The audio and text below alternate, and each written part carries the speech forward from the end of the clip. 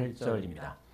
마가복음 9장 1절부터 8절까지 말씀입니다. 신약성경 67쪽입니다. 마가복음 9장 1절부터 8절까지 말씀을 교독합니다. 또 그들에게 이르시되 내가 진실로 너희에게 이르노니 여기 서 있는 사람 중에는 죽기 전에 하나님의 나라가 건너물에 임한 것을 볼 자들도 있느니라 하시니라.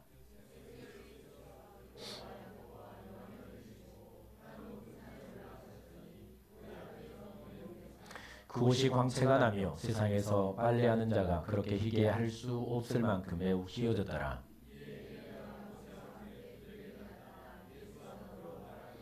베드로가 예수께 구하되 라피여 우리가 여기 있는 것이 좋사오니 우리가 초막셋을 줄 때 하나는 주를 위하여 하나는 모세를 위하여 하나는 엘리야를 위하여 하사이다 하니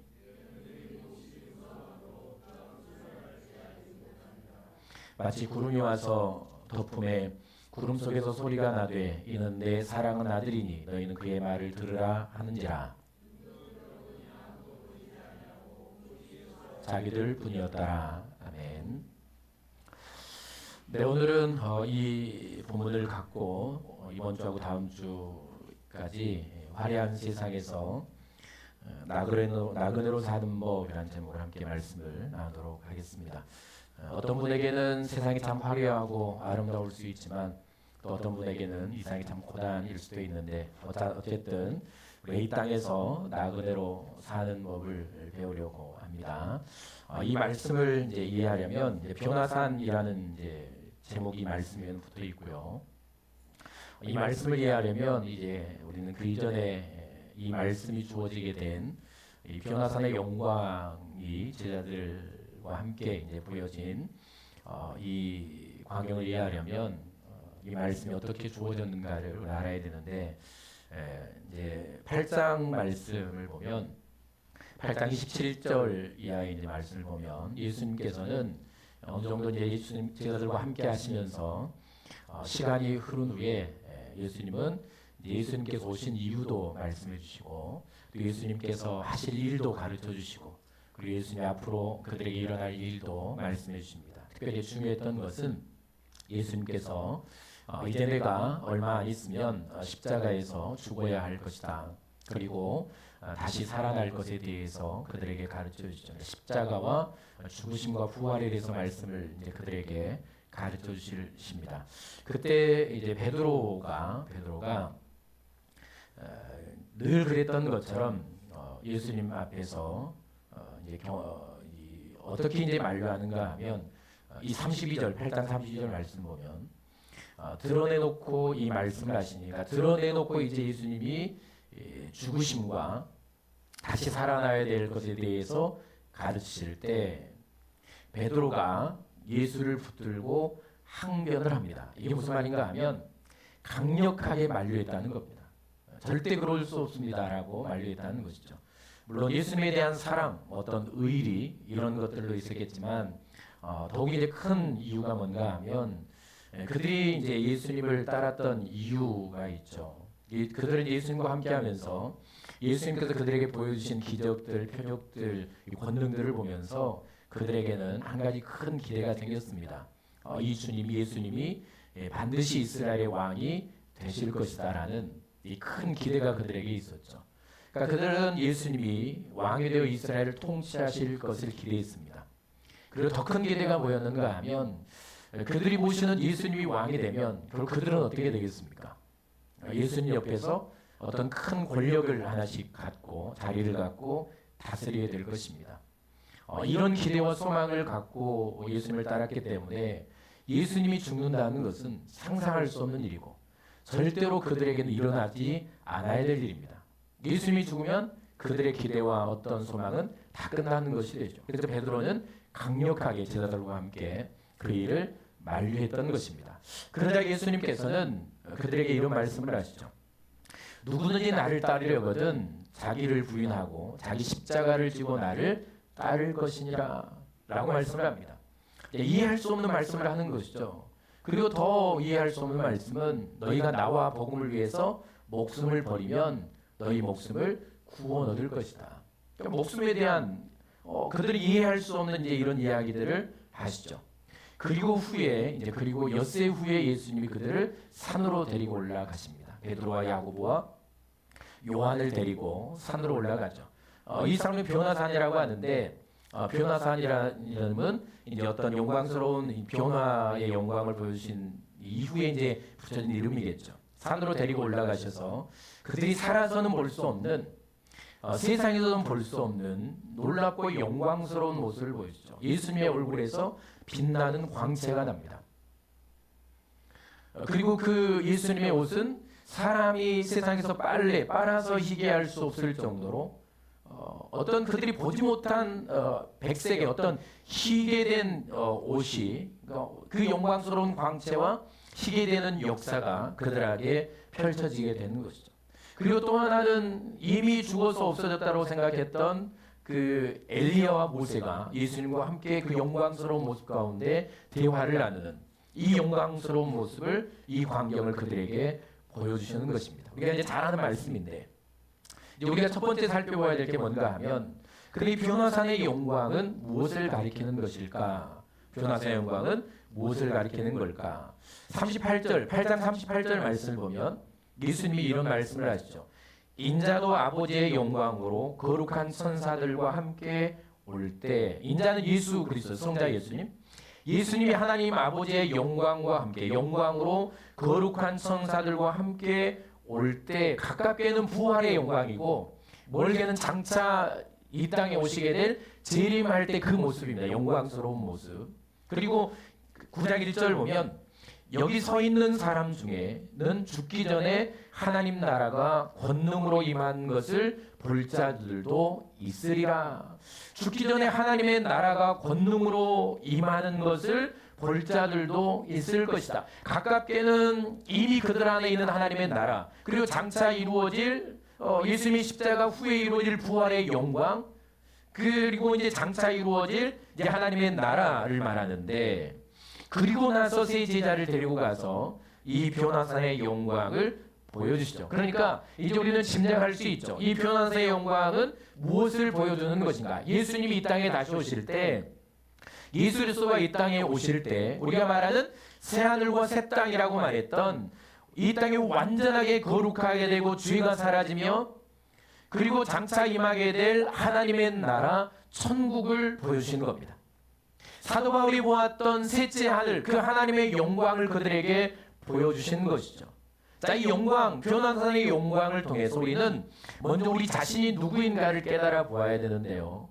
왜냐하면 해석을 잘해야 바른 이제 인생의 해답이 나오는 것이죠. 이제 8장 33절 말씀을 한번 보실래요? 8장 33절 말씀을 보면 베드로가 강력하게 항변하죠. 베드로가 강력하게 그럴 일은 절대 있어서는 안 됩니다.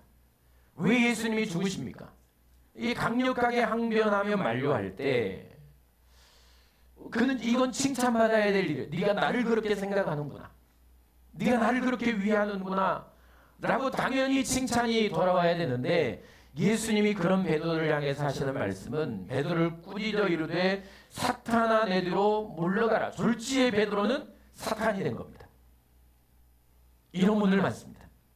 하나님의 뜻인 줄 알고 하나님의 능력 어떤 역사인 줄 알고 하지만 약한 영의 역사에 붙들려 살아가는 주의 종들도 있고 그런 이단도 있고 그런 성도들도 있고 우리는 그런 사람들도 많이 보게 되는 것이죠. 베드로가 사탄이 아니고 이 약한 영의 지배 받는 예수의 가는 길을 막는 예수님 반드시 십자가에 죽으시고 부활하심으로 부활의 영광을 우리에게 주셔야 하고 그 영광스러운 나라에 우리를 이끌어 주시게 가시는데 베드로가 그 길을 막는 겁니다. 그러니까 예수님은 그를 사탄으로 부르고 베드로는 절제의 사탄이 된 거, 마귀가 된 것이죠. 악한 영이 그를 지배하고 다스리며 예수의 길을 막는 것입니다. 그러면서 하시는 말씀이 30절을 계속해서 보면 내 뒤로 물러가라. 내가 하나님의 일을 생각하지 아니하고 도리어 사람의 일을 생각하는도다. 그러니까 예수님에 대해서 알지 못하니까 자기가 누구인지 어디서 왔고 자기가 누구인지 어디로 가는지 무엇 때문에 살아가는지를 모르니까 예수님이 왜 이 땅에 오셨고 그들이 예수님을 왜 이 땅에 지금을 따르고 있고 앞으로 그들과 예수님에게 일어나야 될 일이 무엇인지를 모르니까, 자신이 누구인지를 모르니까 그들은 하나님의 일을 생각할 수가 없는 겁니다. 예수님이 하시고자 하는 일을 생각할 수가 없는 것이죠. 그들도 유대인과 예수님을 죽이려 했던 악한 이 역사들처럼 예수님의 길을 막는 일을 지금 하고 있는 겁니다. 하나님의 일, 하나의 일을 생각하지 못하고 사람의 일, 그러니까 사람의 일이라는 것은 지금 그들이 따랐던 예수님이 이스라엘의 왕이 될 것이라는 어떤 이 땅의 영광, 그리고 예수님이 왕이 되면 우리가 누리게 될 그 권능과 권세의 영광, 그 일을 생각하고 있는 겁니다. 그게 예수님이 가시는 길을 그들은 지금 막는 이 사탄의 역사에 동참하고 있는 것이죠. 높은 자리에 싸우는 이유들도 마찬가지입니다. 예수님은 특별한 목적이 있어서 변화산의 영광을 보여주시지만 베드로는 자신이 무슨 말을 하는지도 모르고 너무 영광스럽고 경외스러우니까 이 두려움 가운데 자신이 무슨 말을 하는지도 모르고 베드로는 당장 어떤 자기의 어떤 마음에서 나오는, 여기 너무 좋으면 살고 싶은, 너무 좋으면 계속 거기서 있고 싶은 그런 어떤 욕망에서 나오는 그 말을 통해서 내가 예수님과 모세와 엘리야를 위해 초막을 짓겠습니다, 여기서 우리가 영원히 삽사라는 이 말을 하죠. 전혀 다른 해석을 합니다. 그러니까 우리는 내 인생에 대한 해석을 바로 해야 됩니다. 그 해석은 내가 어디로부터 왔는가를 알아야 됩니다. 그리고 지금 나는 무엇을 위해 살아가는가를 알아야 됩니다. 그리고 나는 지금 어디로 가고 있는가, 내가 마지막 이뤄야 될 때가 어디인가를 분명하게 알아야 됩니다. 이 내 인생에 대한 해석이 바로 될 때 인생에 대한 답이 바로 나옵니다.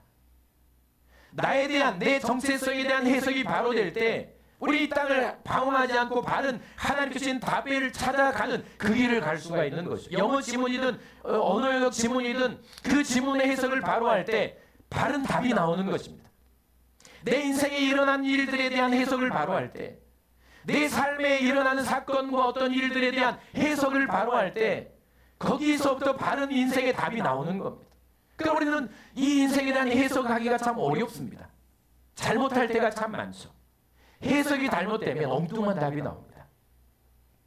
나에 대한, 내 인생에 대한 이 정체성에 대한 해석이 바로 되지 않으면 우리는 제자들처럼 평생 우리는 이 땅의 욕망만 위해 살게 될 것이고 뜻하지 않은 엉뚱한 길을 가게 될 것이고 세상의 조류와 풍조에 휩쓸리는 삶을 살아가게 될 겁니다. 내가 어디서 왔는지, 그리고 내가 무엇을 위해 살아가는지, 내가 가야 할 때가 어디인가를 알지 못하면, 그래 사람들은 이 땅이 전부인 줄 알고 그렇게 살아가죠. 젊을 때 벌어서 늙어서 평안하게 살기를, 그게 어디 있습니까? 여러분, 젊어서 벌면 늙어서 고생하는데 차라리 그렇게 살려면 젊을 때부터 그냥 놀면 더 좋지 않습니까?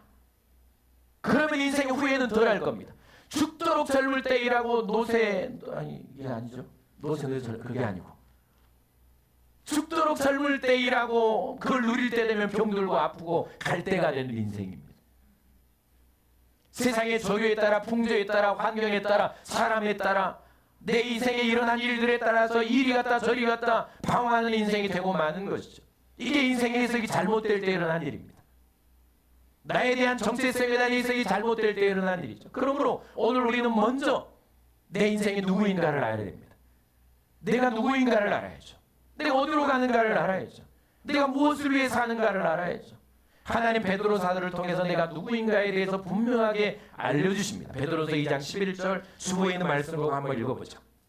베드로서 2장 11절입니다. 사랑하는 자들아, 시작. 사랑하는 자들아, 고리민과 나그네 같은 너희를 권하노니 영혼을 거슬러 싸우는 육체의 정욕을 제어하라.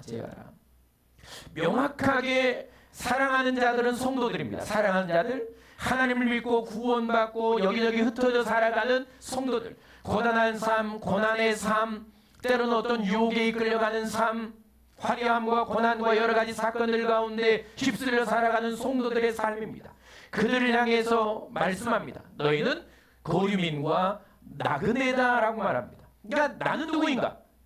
우리는 누구인가? 성도인 나는 누구인가? 정확하게 두 단어입니다. 고리민과 나그네입니다.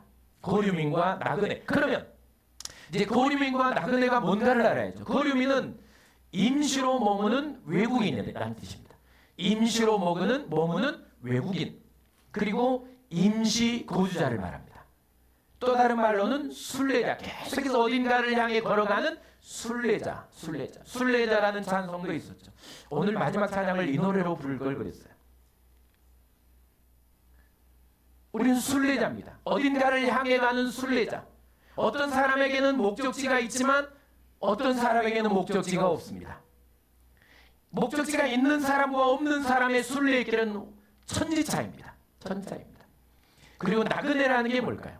나그네는 길을 지나가는 사람입니다. 길을 지나가는 사람.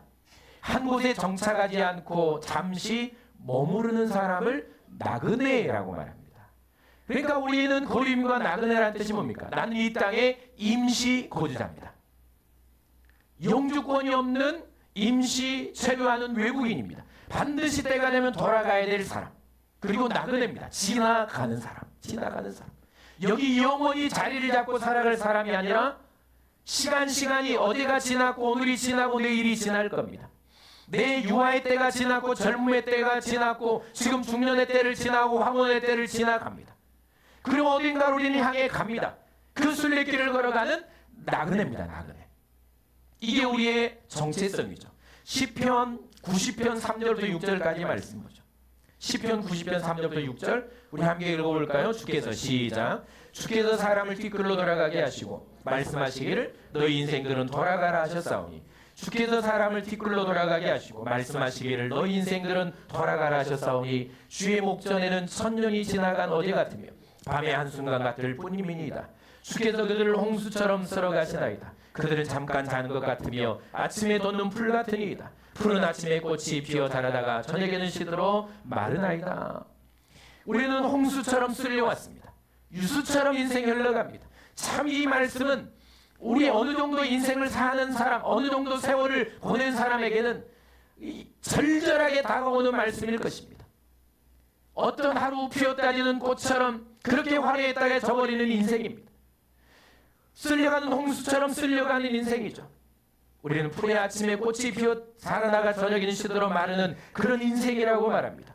그리고 주님은 말씀하십니다. 너희 인생들아 돌아오라고 말씀하시면 그 화려함과 인생의 모든 것들을 내놓고 돌아가야 될 인생이 바로 저와 여러분들이라고 말씀을 합니다. 그러니까 우리는 우리가 돌아온 곳으로, 내가 출발한 곳으로, 그리고 하나님께서 나에게 주신 고향으로, 그리고 어딘가 목적지로 가는 순례자입니다. 그렇게 가는 순례자죠.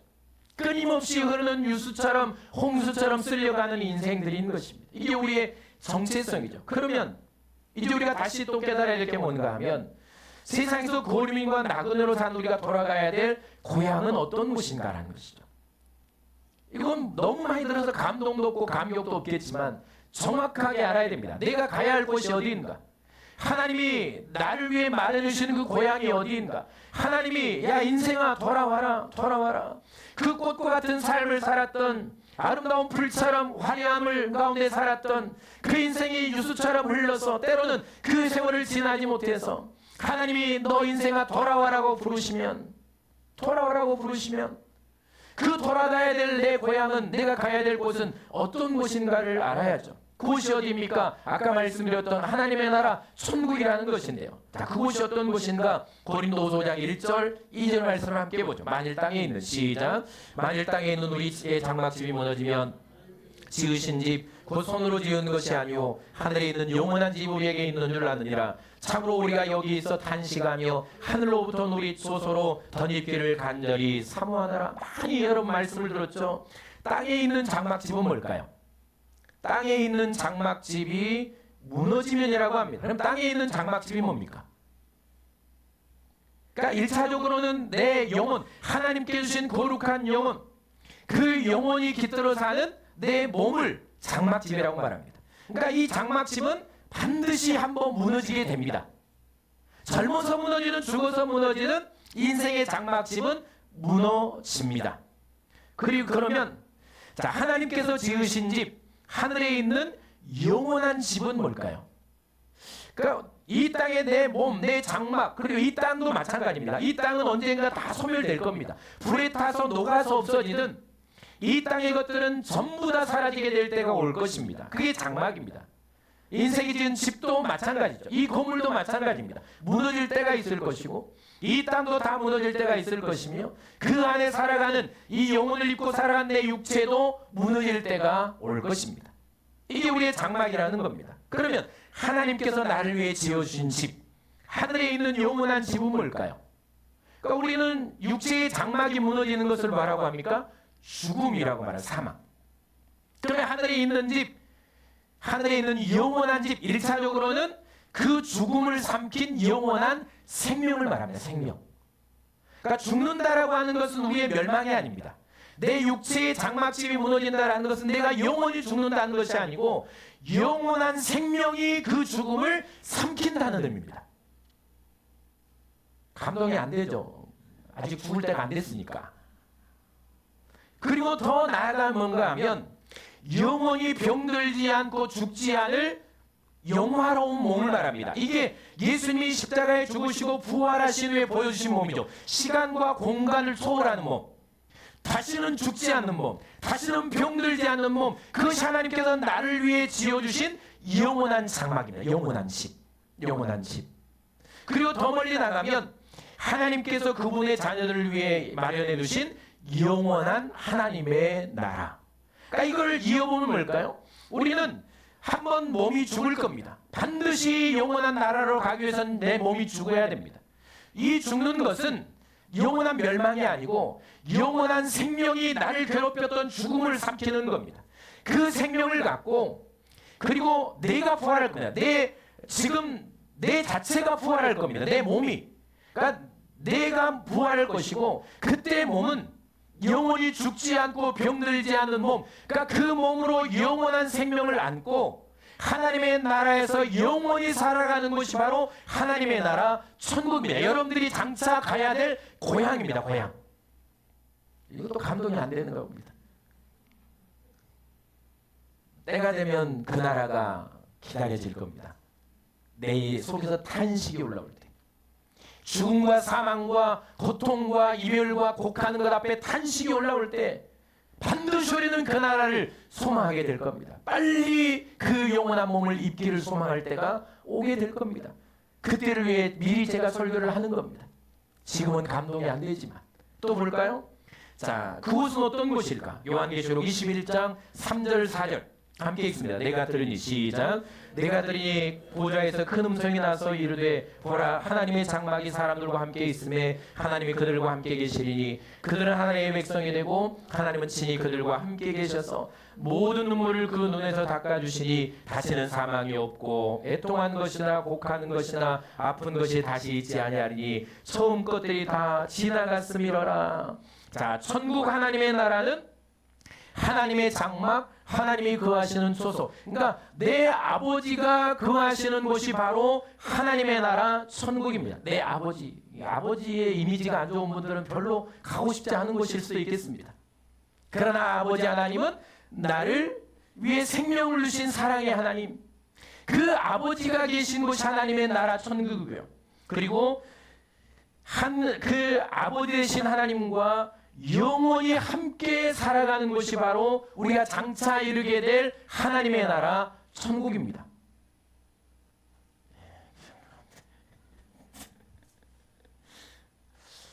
제 아들을 보내니까 자꾸 군대 생각이 나서 죄송합니다. 여성분들에게. 제가 군대 갔던 곳은 강원도 인제군 원통면입니다. 아직도 주소를 기억합니다. 강원도 인제군 북면 용대리 사삼 100-15. 이제 가면 언제 오나 원통에서 못 살겠네. 갔는데 티코를 타고 갔습니다. 제 아버지가 목사님을 꼬셔서 티코를 타고 갔습니다. 갔는데 산밖에 없어요. 온통 사방을 둘러 산입니다. 뚫린 곳은 하늘밖에 없습니다. 그 훈련을 받고 살아가는데 이제 가끔 밖에를 나가면 이제 밭에서 일하시는 그 엄마 아빠들이 있죠. 그 밖에서 일하는 사람만 봐도 엄마 생각이 납니다. 빨리 가고 싶다. 빨리 보고 싶다. 물론 제대하면 다 도롱뇽이지만 그때의 감정, 군대 안 간 분들은 모르겠지만 그때의 감정을 생각해 보세요. 그렇게도 갈망하며 소망하며 함께하기를 원했던 그 아버지가 거기 계십니다.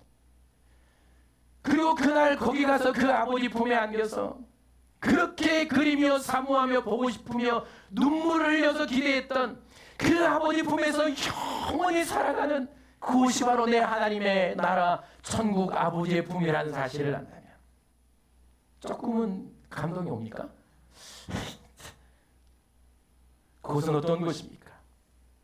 거리미가 나그네로 살면 눈물이 납니다. 정착을 못합니다. 고독하고 외롭습니다. 잠깐의 기쁨이 있지만 그러나 그 길은 순례의 길입니다. 피곤하고 지치고 힘이 듭니다. 우리가 흘린 눈물을 병에 담아보면 주님 말씀하신 대로 얼마나 많이 채울 수 있을까? 물론 독해서 한 번도 안 온 분들이 있겠지만 그 눈물을 하나님이 얘야 수고했다. 그 아버지가 나를 안아주시고 그 품에 안고 야 고생했다. 너무너무 고생했다. 세상에서 흘린 눈물을 다 닦아주시는 곳이 바로 내 아버지의 나라 하나님의 품입니다. 인생을 그토록 괴롭혔던 죽음과 병드는 것과 곡하는 것, 그 죽음의 이별로 곡하며 아파하는 애통함들, 다시는 눈물이 없는 그 나라가 바로 장차 우리가 이루게 될 하나님의 나라 천국입니다. 조금 감동이 되시나요? 우리 그 나라를 바라보고 살아가는 사람들입니다. 나그네의 삶이 힘이 듭니다. 거류민의 삶이라 정착을 못합니다. 매일매일 우리는 내일을 염려하며 걱정하며 살아가야 될 사람들입니다. 이게 우리의 삶입니다. 그러나 우리의 삶에는 영원한 고향이 있습니다. 그 끝에는 하나님의 나라가 있습니다. 나를 기다리시는 아버지가 계십니다. 그러니까 지금부터 이 아버지를 여러분 자녀들에게 알려주려면 저도 좀 늦게 깨달아서 후회가 하지만 우리 자녀들이 그 아버지 품, 어머니 품을 그리워할 만큼 그 하나님 아버지라고 부르는, 내가 힘들고 어려울 때 아버지라고 부르면 내 안에 찾아오는 그 감격과 감동과 평안함을 우리가 누리는 것처럼 내 자녀들이 그 하나님 아버지를 누리게 하려면 이제부터라도 부모된 여러분들은 자녀들에게 야 수고했다, 고생했다, 우리 잘 살았습니까? 우리 지금 잘 살고 있습니까? 다 뭐 거기서 거기 아닙니까? 아버지의 눈으로 보면 우리는 다 엉뚱한 삶을 살아가고 있습니다. 그런데 내 하나님 아버지는 그거 안 따지죠. 야 수고했다, 고생했다, 눈물을 닦아주시는 그분이 아버지입니다. 그럼 우리가 지금부터 해야 될 일이 뭡니까? 여러분의 자녀들에게 하루 갔다 오면 야 수고했다, 고생했다, 잘할 수도 있고 못할 수도 있죠. 이게 우리가 해야 될 일인 것 같습니다. 서로에게 우리는 수고했어요, 고생했어요. 한 주간 여러분 너무 고생하셨습니다. 얼마나 힘드셨습니까? 얼마나 아프셨습니까? 얼마나 눈물 났습니까? 그것이 교회 아닙니까? 그러니까 교회는 위로가 필요한 것이죠. 서로에게 수고했어, 고생했어, 한 주간 얼마나 고생했어. 그 평안과 위로를 누리는 사람은 하나님의 나라를 기대하게 됩니다. 언제가 말씀드렸죠? 음식도 먹어본 사람이 먹을 줄 압니다. 저는 어릴 때 먹었던 음식이 지금도 찾습니다. 그 음식만 찾습니다. 하나님의 교회에서 그 나라, 이미 하나님의 나라가 내 안에 이미 있잖아요. 예수님이 오심으로 주님이 내 안에 계시잖아요. 하나님의 나라가 어디입니까? 하나님이 거하신 소수 아닙니까? 하나님의 나라를 소수 삼고 계시잖아요. 내 안에 하나님이 계십니다. 우린 예배하며 기도하며 찬송하며 함께 위로하며 이 하나님의 나라를 잠시 가끔 맛보며 누리며 사는 것입니다. 그래야 우리는 이 평안과 이 기쁨과 이 만족이 영원한 하나님의 나라를 소망하게 되는 것입니다. 이 은혜가 여러분들에게 충만하게 임할 수 있기를 바랍니다. 그리고 마지막, 그러면 예수님이 이 변화의 영광을 보이신 이유가 뭘까요? 세 가지 제가 정리해봤습니다. 하나는 하나님의 긍휼, 예수님의 긍휼입니다. 불쌍히 여기시는 마음이죠. 참 소망 없는 제자들 아닙니까? 우리도 마찬가지죠. 예수님이 십자가의 길을 가시는데 그 길을 막는 이 사탄이 하는 일을 하고 있는 제자들, 예수님이 가르쳤지만 그 하나님의 나라를 바라보지 못하고 이 땅에만 소망을 두고 자기 이 땅의 영광만을 바라보며 살아가는 제자들, 그들을 미워하지 않으셨죠. 그들을 불쌍히 여기십니다. 예수님이 떠난 후에 이 땅에 어떤 영광에 눈이 박혀서 그리고 이 땅만 바라보다가 무너져야 될 인생들을 불쌍히 여기셔서 이 영광을 주님은 보여주시는 것이죠. 이 영광을 하나님의 나라를 보라는 겁니다. 이 땅이 전부가 아니라는 겁니다. 너희가 바라는 이 땅이 영광이 아니라는 겁니다. 이 땅의 영광이 영원하지 않다는 겁니다. 저 하나님의 나라를 보라는 것이죠. 이게 두 번째 이유죠. 그들의 눈과 마음을 들게 하시는 겁니다. 그들의 눈은 이 땅에 있었고 그들의 마음은 이 땅의 영광에만 있었습니다. 그러면 그들의 결국이 뭡니까? 이 땅의 영광만을 바라보다가 그들이 가는 곳은 영원한 멸망일 것입니다. 예수님이 이 일을 막기 위해서, 예수님이 이 사람들을 구원해서 하나님의 영광의 나라에 이끄시기 오셨기 때문에 그들의 눈을 들도록 하시기 위해서, 그들의 마음을 들도록 하시기 위해서 이 땅의 영광에 사로잡혀 있는 그들의 마음을 들어 영원한 하나님의 나라의 영광을 바라보며 그 나라를 바라보며 살다가 그 나라에 이르도록 그 변화산의 영광을 보여주시는 것입니다. 그러면 그 나라를 바라보아야죠. 그리고 세 번째는 소망과 용기입니다. 예수님은 또 죽으실 것이고 부활하신 후에 그들 곁을 떠나 가실 것입니다. 성령이 오실 것이지만 그러나 이 땅에 남아야 될 그들을 긍휼히 여기신 하나님, 그리고 그들에게 예수님이 떠나간다는 것은 아까 말씀드렸던 것처럼 절망입니다. 모든 소망이 끊어지는 거죠. 그들이 예수님을 따라온 이 길, 예수님이 전부였습니다. 예수님이 소망이었고 예수님이 기대였고 예수님이 전부였습니다. 예수님 때문에 다 버렸고 예수님 따르면 그들의 영광이 있을 줄 알고 따랐습니다. 그러니 그들에게 예수님이 사라진다는 것은 그들은 완전히 절망이고 두려움이고 근심인 것입니다. 그런 그들에게 용기와 소망과 믿음을 주시기 위해서, 소망과 용기와 담대함으로 세상을 살아가도록, 그리고 하나님의 나라에 이르도록 이 변화의 영광을 보여주시는 것입니다. 여러분, 하나님은 나를 불쌍히 여기십니다. 하나님 우리를 긍휼히 여기십니다. 그래서 우리도 마찬가지죠. 이 땅의 영광과 이 땅의 영광의 시선과 마음을 빼앗겨서 하나님 나라로 가는 길을 잃어버리지 않기를 원하십니다. 눈물과 죽음과 이별과 질병이라는 고단한 걸음과 나그네의 삶 가운데 내 신앙과 인생이 무너지지 않기를 원합니다. 그 영광의 나라 아버지 품으로 오는 길을 잃어버리지 않기를 원하시는 분이 바로 내 아버지 하나님인 것입니다. 이게 우리 하나님 아버지의 마음입니다. 그러므로 현재의 즐거움과 평안함과 풍요로움들, 내 인생의 성공이라고 말하는 그 영광에 너무 취하지 마세요.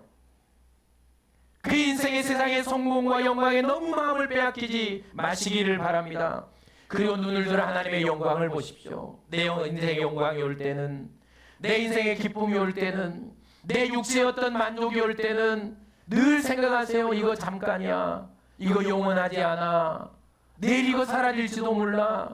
이건 썩어 없어질 거야. 그리고 그때 우리 하나님의 나라를 바라보는 지혜가 필요한 것입니다. 이 영광이 영원히 속된 하나님의 나라를 바라보는 능력이 우리에게 눈이 필요한 것이죠. 예수님이 이 일을 우리에게 오늘 또 하시는 것입니다. 그리고 인생이 힘들고 지치고 피곤하고 눈물 나고 삶이 하루하루 버거울 때는 여러분, 이것도 끝이 있어. 이게 영원한 게 아니야. 내가 들어갈 이 눈물이 없는 하나님의 나라 고향이 나를 기다리고 있어. 그리고 그 순례길을 끝까지 걸어가는 그런 저와 여러분들이 되어야 될 줄로 믿습니다. 하나님 우리를 태어나기 전부터 나를 아셨고 날 하나님의 자녀로 선택해 주셨죠. 그리고 어느 시점에선가 내가 태어났을 때 어머니의 품에서 신앙으로 태어났든 아니면 어느 시점에선가 나에게 사람을 보내주셨죠. 그리고 어느 시점인가 나에게 환경과 사건을 통해서 나를 믿음에 나에게 믿음이라는 것을 주셨죠. 나를 교회라는 곳에 인도해 주었죠. 그리고 나를 구원해 주셔서 천국 백성으로 나를 만들어 주신 것입니다. 사실 내가 하나님을 알고 구원받은 것 자체가 기적입니다. 우리가 교회에 나온 것 자체가 기적입니다.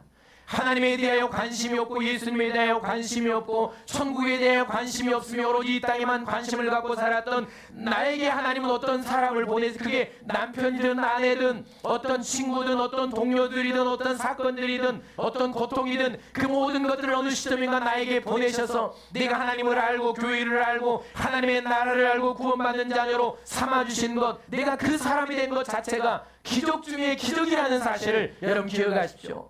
수억의 사람들 가운데 하나님 오늘 나는 왜 그 사람을 내 아내로 만났는가에 대해서, 수많은 사람들 가운데 나는 왜 그 남자를 만나고 그 사람을 만났는가에 대해서 믿음 없는 사람들이 수억인데요, 수억인데 이 땅의 하나님을 모르는 사람들이 수천 수억인데, 여러분 그 사람들 가운데 믿음을 가진 사람을 내가 만났다는 것은 기적 아닌가요?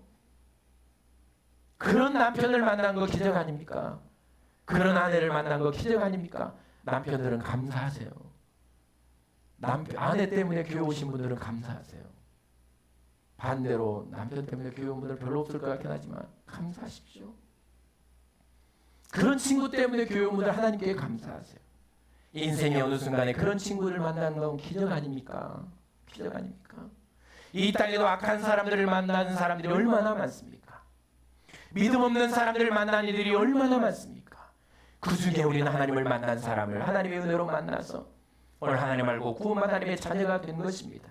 그래 하나님은 나에게 오셔서 내 안에 하나님이 거하시는 초소가 되게 하셨죠. 하나님의 나라가 이미 내게 온 것입니다.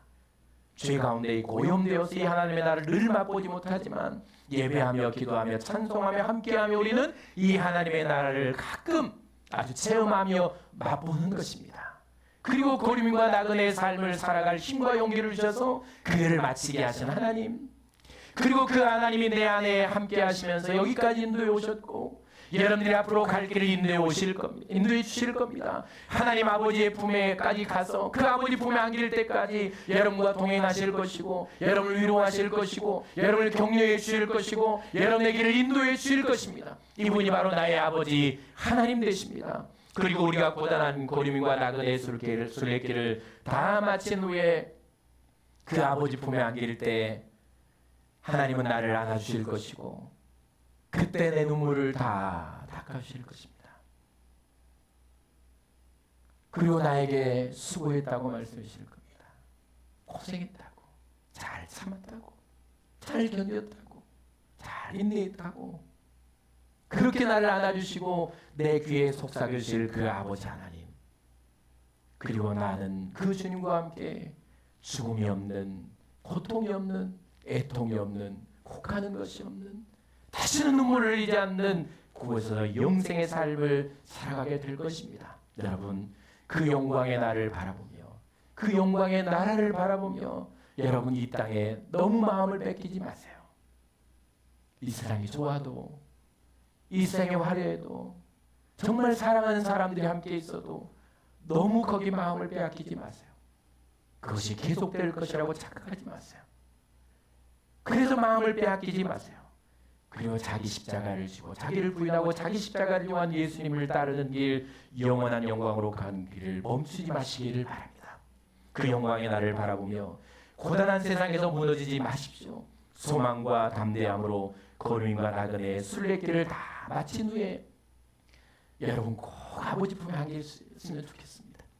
우리 모두 함께 손에 손잡고 아버지 품에 안겨서 기쁨의 영광의 찬송을 드리는 그 은혜가 오늘 여러분과 가족들에게 꼭 임했으면 좋겠습니다. 제가 아침에 이 말씀을 묵상하다가 하나는 시고 하나는 노래가 생각이 났습니다. 시는 제가 여러분들에게 읽어드렸고 노래는 제가 옛날에 불러드린 적도 있습니다. 한 사람은 하나님의 나라를 자기가 온 곳과 가야 할 곳을 아는 사람이고 한 사람은 제가 잘 모르겠습니다. 이분이 온 곳을 알았는지 간 곳을 아는지 모르겠지만 자기가 온 곳을 모르고 가야 할 곳을 모르는 인생이었던 것 같습니다. 이 노래를 볼 때 하나는 천상병 시인의 귀천이라는 시입니다. 제가 읽어드릴게요. 나 하늘로 돌아가리라. 새벽 기도와 닿으면 쓰러지는 이슬 더불어 손에 손을 잡고 나 하늘로 돌아가리라. 노을빛 함께 단둘이서 기슭에서 놀다가 구름 손짓하면은 나 하늘로 돌아가리라. 아름다운 이 세상 소풍 끝내는 날 가서 아름다웠다고 말하리라. 귀천입니다. 천상병 시인입니다. 하나는 하숙생입니다. 최희준 선생이 불렀던 하숙생.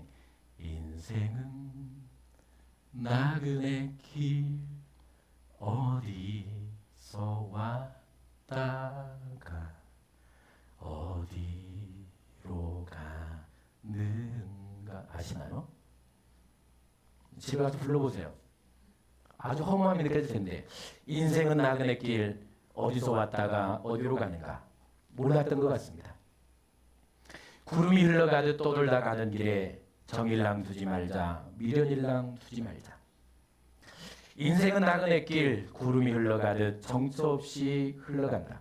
인생은 벌겋으니 빈손으로 왔다가 빈손으로 가는가.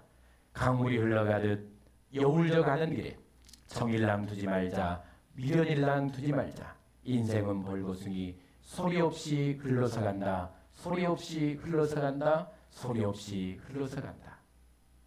한 사람은 자기가 온 곳을 알았습니다. 한 사람은 자기가 가야 할 곳을 알았습니다. 그 사람에게는 다 마찬가지니까 기쁨도 있고 눈물도 있고 아픔도 있고 평안함도 있었을 텐데 그 모든 삶이 아름다웠습니다. 가야 할 곳이 정해진 사람은, 하나님의 나라가 정해진 사람은 이 땅의 삶을 감사하며 기쁨으로 아름답게 살다 갈 수가 있습니다. 그러나 그 나라를 모르는 사람은 허무합니다. 다 물론 우리 인생은 허무한 것이지만 그 인생 자체를 허무하게 삽니다. 소리 없이 흘러서 간다. 그냥 흘러가는 겁니다. 어디로 가는지 모르고 가는 겁니다. 그러니까 불안하고, 그러니까 외롭고 견딜 수가 없는 것입니다. 여러분, 어떤 인생이 되겠습니까? 우리는 다 가야 할 곳을 아는 사람, 갈 곳이 정해진 사람, 아버지 품에 안겨서 하나님, 나를 두신 저 세상에서 하나님 주신 날과 시간과 돈과 평안과 내 여가들을 아름답게 내 역할들을 감당하며 내가 주님 앞에 왔습니다. 이 고백을 하는 그런 저와 될 수 있기를 바라고요. 여기 나오는 이제 글 중에 이슬 더불어 손을 잡고 나 하늘로 돌아가리라. 여러분, 우리 모두 손에 손을 잡고 함께 하나님의 나라에 갔으면 좋겠습니다.